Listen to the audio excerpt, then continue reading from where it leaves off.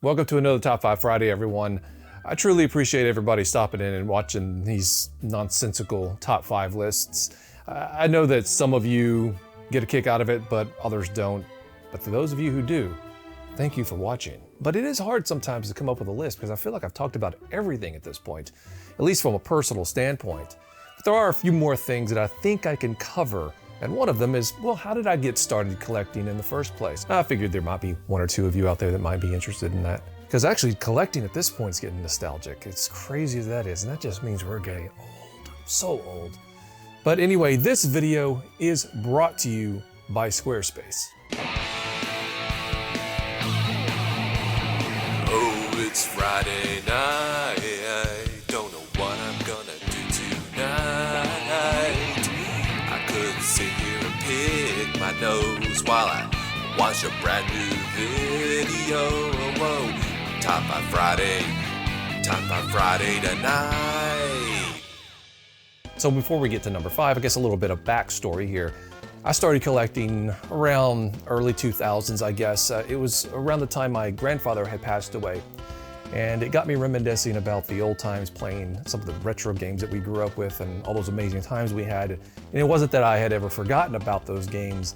It was just, I guess, they kind of held a new meaning now. And so I discovered emulators and ROMs and all that stuff and started refamiliarizing myself with games that at that point I hadn't played for like 10, 15 years.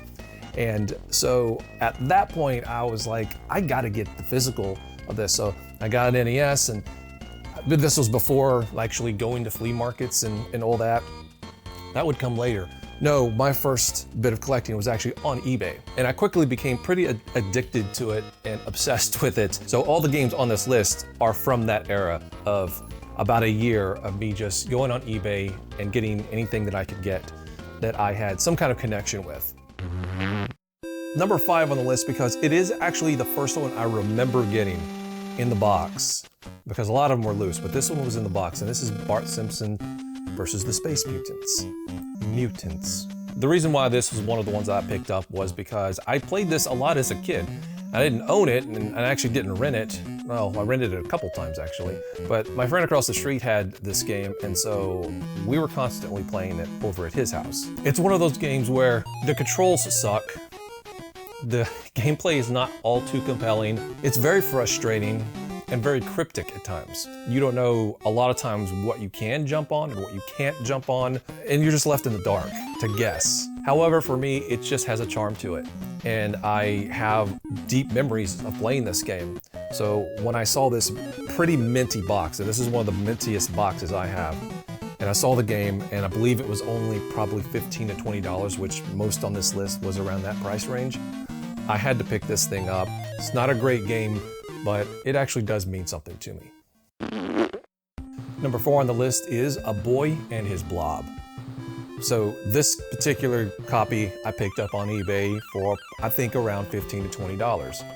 And you could get box games for that price, but A Boy and His Blob is essentially a big puzzle game divided in a few stages. The first stage is you're going around trying to maneuver this huge, gigantic cave system, and you have a blob with you. You throw the jelly beans into the blob, you have him eat them, and then the blob becomes different things to help you navigate through the cave system here. You definitely needed the issue of Nintendo Power that had the map to the cave to get through this, or else you're just gonna be banging your head against the wall. But I really loved it when we rented it, and I thought it was a very unique game, and I had a lot of fun with it, even though it was frustrating because you just didn't know where the hell you were supposed to go. But this was one of those games and one of those situations that when I saw it on eBay, I hadn't thought about it in a while. You know, you always think about the big games like Mario 3 and all that, but this one in particular, it was something that had jarred my memory when I saw it in listings and thought to myself, yes, we rented that, I remember it now. I gotta get it. So I got it. Number 3 on the list is Super Mario Bros. 2. This is a pretty clean box, actually. Very, very nice box. And I got it in that same price range. I never owned this growing up, but I do love it. It's a really good game, and we rented it a couple of times. Always had a blast with it. However, if you're starting a Nintendo collection, this has to be a staple. because it's a Mario game, sort of. I knew I had to have it, but it always left a pretty lasting memory for me because it was really unique. It was different from the first one, different from the third one, and so it wasn't, you didn't feel like you were playing the same game again. So that's why I enjoyed it. I loved it. And God, look, this cover art, I love this cover art. This is one of the best cover arts in my opinion, or most nostalgic. I mean, you just look at that and it's just nostalgia overload when you're looking at that cover. So this box was such a clean copy. I had to pick it up. Number 2 on the list is Super Star Wars. Now, what's funny about this is that it's actually factory sealed. Now, I got this game for Christmas, not this particular one, but I did get Super Star Wars for Christmas, and it was one of my most anticipated games growing up. I saw what it looked like in Nintendo Power, and I saw those screenshots, and I could not wait for this thing to come out, and I finally got it on Christmas, and I absolutely loved it. It's hard as hell, but it's definitely, in my opinion, one of the best Star Wars games. I had to get it. I mean, it was obvious. And I was just looking for boxed copies, but I saw a sealed copy. And I believe it was only $15, if I remember correctly. It's hard to remember exactly, but it was around $15, I believe. And it's sealed, factory sealed. Now, the thing is, it's like for some reason, I'm not exactly sure why, there were tons of these out there. Even when we were at Game Room Trading Post early on in the first few seasons, they had a few of these factory sealed that you could get for $10 or $15 there as well. I didn't get one because I already have it, but for some reason they were just everywhere. But I saw the listing, saw it was $15 and factory sealed, and I was like, I'm gonna get that and open it up, and I never did. But no need to, I have a loose copy anyway, so I'll keep this one sealed for a while, and maybe one day I'll open it up and smell that fresh game smell again. Or get it graded, right? And then it's gonna be $8 billion. F grading, F WATA, and all that stuff. I've had this for like, what, 18, 15 years now? Never once thought about getting it graded. Not once. As I toss it. All right, number 1 is another game WATA can eat my ass about because I'm not getting it graded. And that is Gremlins 2 on the NES. One of my favorite games. I absolutely love Gremlins 2. I genuinely think it's an awesome game, objectively and subjectively. It is extremely nostalgic for me. I remember just obsessing over the Nintendo Power issue with this in it, and just could not wait for the game to come out because I mean, I loved Gremlins, right? So I absolutely had to rent this when it first came out, and I loved it. Fell in love with it immediately, and it's always been one of those staple games in my collection since I've picked it up. I had a loose copy, and then I also wanted to get this as well because it was like $40. $40 for this. Factory sealed. So yeah, of course I'm gonna get it. The game is an overhead action game.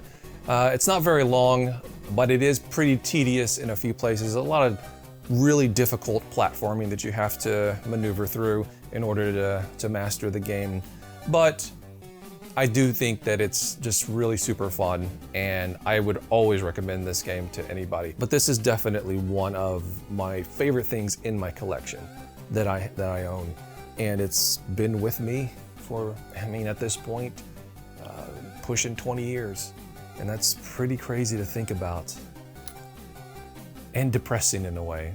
Now, once again, this video has been brought to you by Squarespace. Squarespace gives people a powerful and beautiful online platform from which to create your own website. You can connect with your audience and generate revenue through gated members-only content.